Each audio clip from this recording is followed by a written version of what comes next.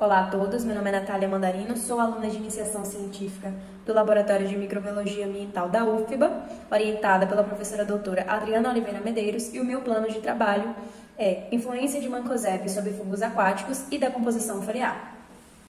Primeiramente, quem são esses fungos aquáticos e qual sua importância na natureza? Esses fungos aquáticos são os conidiais que estão dentro das águas dos riachos e são responsáveis pelo condicionamento da matéria orgânica que chega dentro da água. Uma característica interessante sobre esses fungos é que eles respondem a condições específicas no ambiente em que estão inseridos. Sendo assim, toda alteração sofrida por esses parâmetros ambientais tende a influenciar de alguma forma a comunidade fúngica presente. Um grande problema da atualidade para esses ecossistemas lucícolas é o uso em larga escala de defensivos agrícolas para controle de pragas. Com o processo natural de escoamento devido às chuvas e com o desmatamento da mata ciliar, esses agrotóxicos tendem a ter contato com os ecossistemas lucícolas e, consequentemente, com os fungos aquáticos. O mancozeb está entre os 10 mais vendidos pesticidas do Brasil. O objetivo do meu trabalho, então, é analisar a atuação de fungos aquáticos na presença de diferentes concentrações de mancozeb e sua influência sobre o processo de degradação de detritos e reprodução fúngica. E minhas hipóteses são que o mancozeb afeta as taxas de degradação das folhas de forma que aumentam em baixa concentração e diminuem em alta. E que na presença de mancozeb as taxas de reprodução fúngica diminuem. Na primeira etapa da metodologia, nós utilizamos folhas da espécie Tapirira guianensis para retirada de discos foliares. Esses discos foram secos por 72 horas em estufa e posteriormente foram pesados para o estabelecimento do peso inicial dos detritos foliares.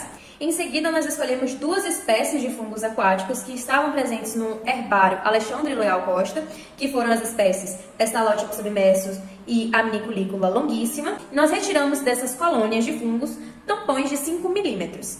Como o experimento foi feito em microcosmos, nós colocamos em cada Erlenmeyer 15 discos foliares e 20 tampões fúngicos de 5 milímetros. Em cada Erlenmeyer também foi colocado 30 ml de solução nutriente com determinada concentração de mancozeb.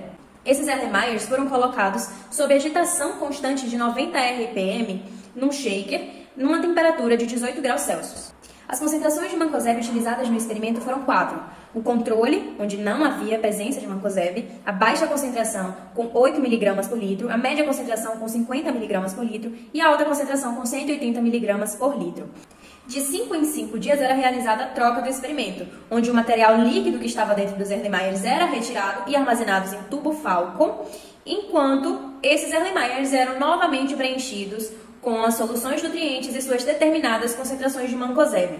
No final foram feitas 5 trocas. Após o período de 25 dias de incubação, nós retiramos os detritos foliares que estavam dentro dos Erlenmeyers, secamos novamente por 72 horas e pesamos para saber o peso final após esse período em contato com os fungos e com as concentrações de mancozeb.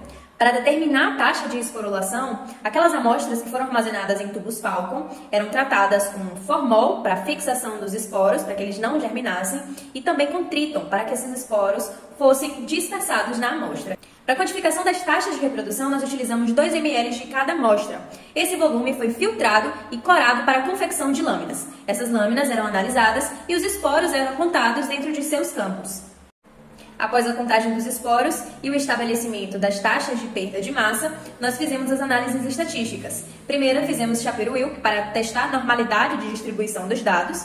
Em seguida, para os dados que não tinham distribuição normal, foi feita uma PERMA-ANOVA. E para os dados considerados homogêneos, nós rodamos uma ANOVA de um fator.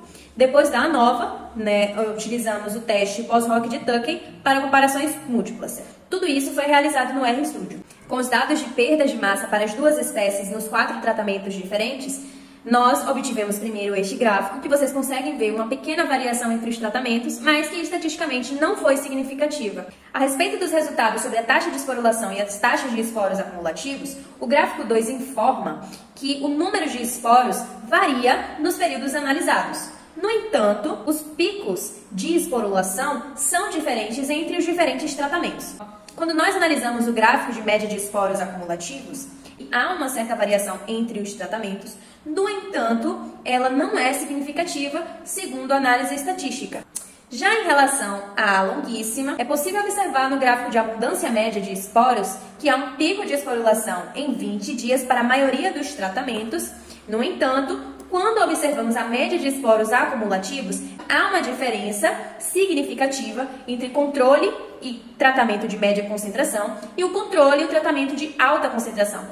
A partir da análise da literatura, é possível observar que alguns autores chegam à conclusão que o enriquecimento de nutrientes pode causar o aumento das taxas de decomposição foliar. No entanto, estudiosos como Royer e Minchell, que publicaram em 2001, não observaram influência do enriquecimento de nutrientes nas taxas de decomposição. Além disso, vale salientar que um estudo direcionado por Miranda em 2020 afirma que a espécie utilizada no nosso experimento é uma espécie com baixo teor de compostos estruturais, ou seja, ela não dificultaria a colonização por parte dos fungos.